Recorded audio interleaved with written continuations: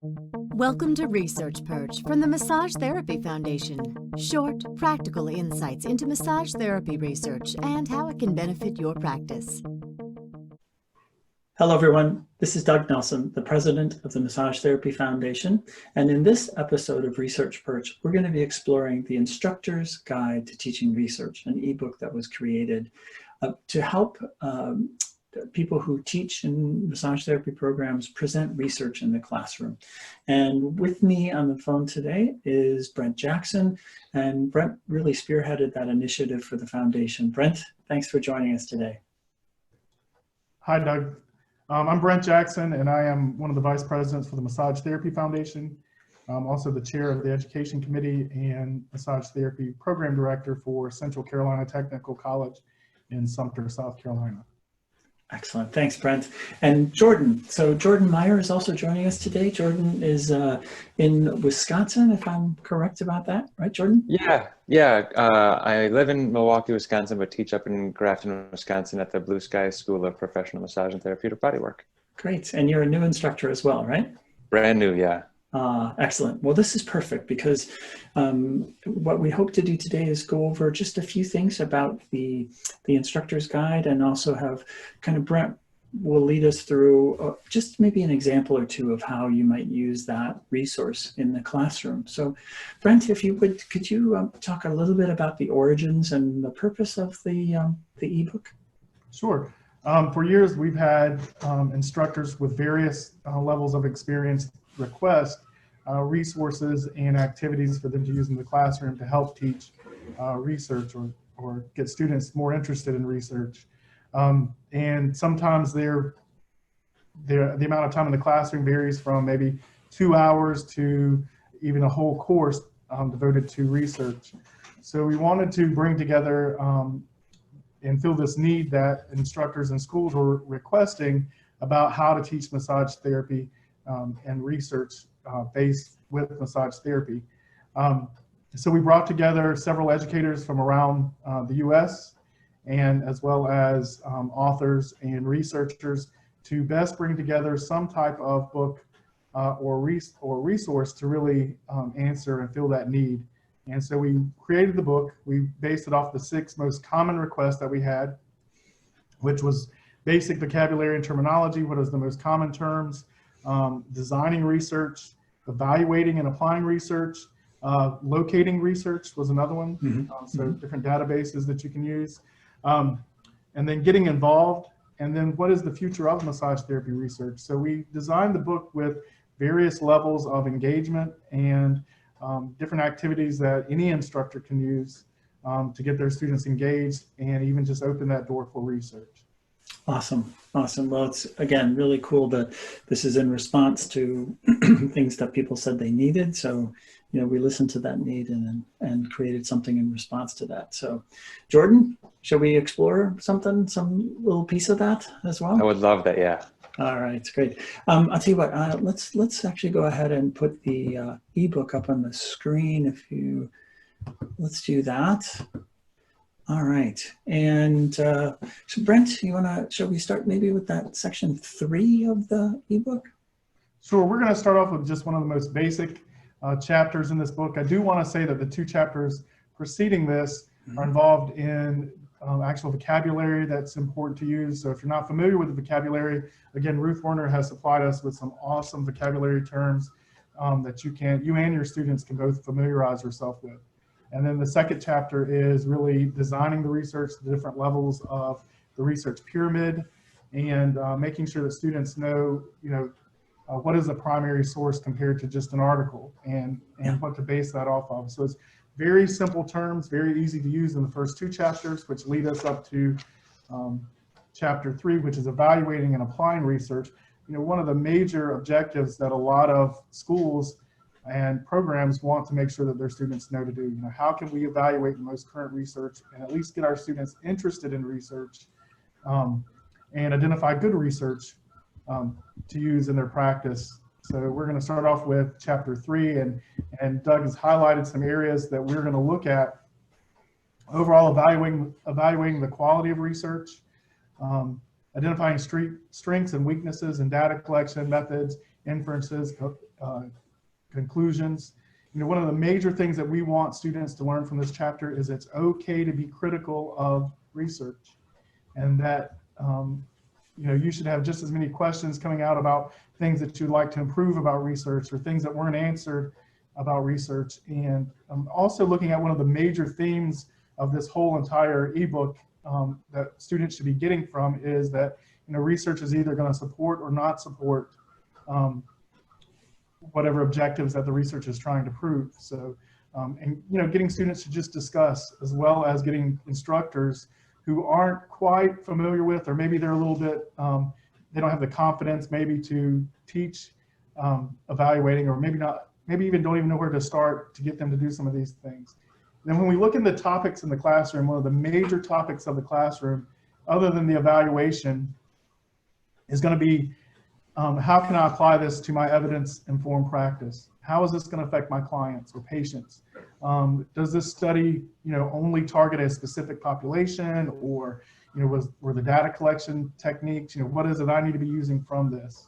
So it's really getting the students involved in a dialogue that it's okay to look at research and identify that, hey, this particular study has strengths, this particular study has weaknesses, and help give that instructor some guidance in some methods to use to make it just an easy process for the instructor.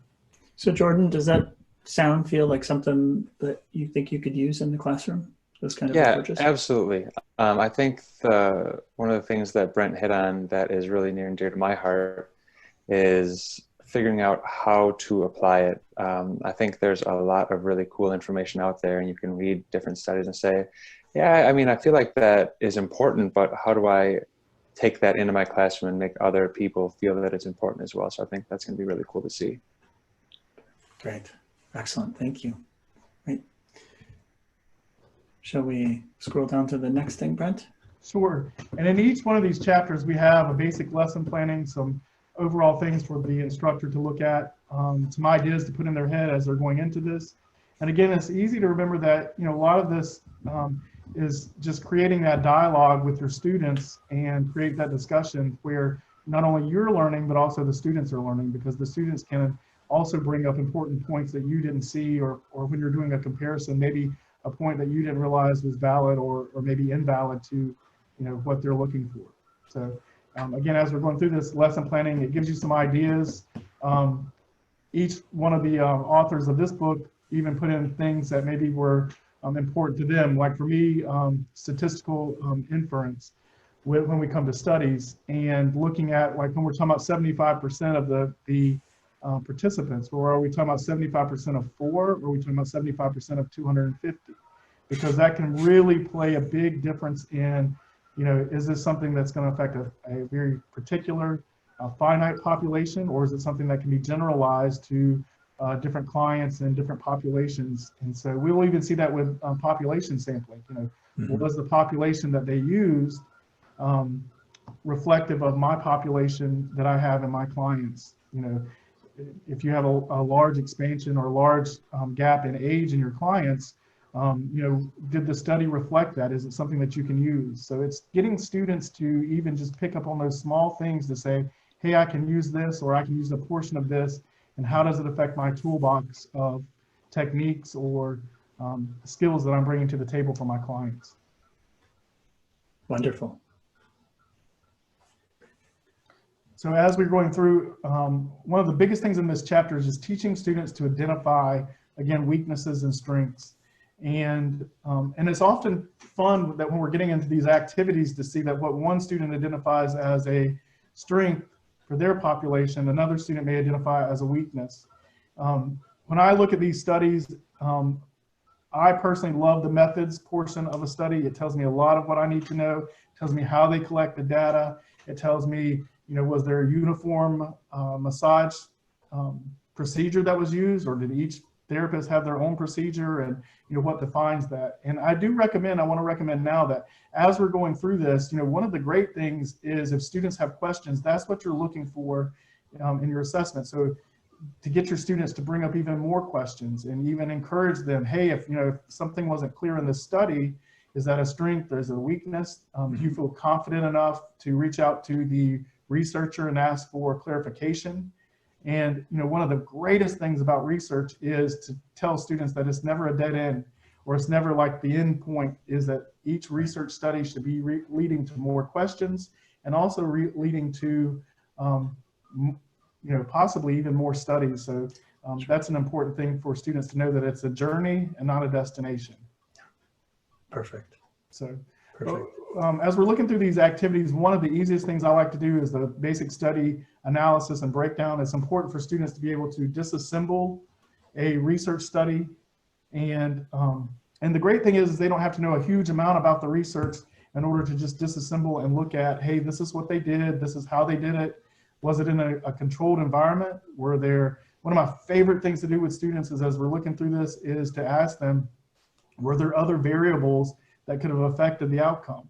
Like how polite the therapist was, could that affect, the qualitative scale, or, their feedback that they were getting? But Sure. one of these easy activities to do is to, just like in a regular debate class, divide up the class or divide up your group, have one of them identify strengths of the study, another identify weaknesses of the study. You could have two opposing groups, because again, one of the major things is, does research support or does it not support? And it's also interesting to see, how did the students put a skew on whether they determined that the research supported the theory or supported their practice, or did it change their practice? So, one of the easy things to do is to break the students up into those two groups to debate those opposing points. Jordan, you could also, in the typical debate thing, you could have a group that goes to the support and a strength side and a weakness side, then make them switch roles and argue for the opposite side, right? Could you see yourself doing that? Absolutely, and I think that's a really fantastic idea, because it makes you look at both sides of the argument and be able to pick holes in either way. So it gives you more of an analytical viewpoint on both sides, so you're a little bit more well-informed. Yeah, awesome. And then have each group cite evidence, and usually like a dry erase board, something like that from the classroom is easy to do, or have the groups come up and present anything from PowerPoint to just group discussion of the actual citations they use within that research study of again, their viewpoints. Cool. But I think it's fun, because it leads me to one of my favorite activities, is I call it if I could have. So then after we've debated both sides of the research study, and did it show support, did it not show support, again, what were the holes in the study, we have them come back together, and you can either do this individually or have them as groups, and they play a if I could have. And it's where they actually redesign the study based on the weaknesses. They keep the strengths. They may come in and maybe they say, well, your population in this study was 6 people. And so in order for us to strengthen this, let's make sure that we have a larger population next time that we do this study. And that way we can see, are we able to reproduce these same results? Are they going to really do the study? No, but they're actually just going through that design phase, which is very important for them to be able to identify, again, the pros and cons of the study that they're reading, the strengths and weaknesses. Did you have any questions, Jordan? Yeah.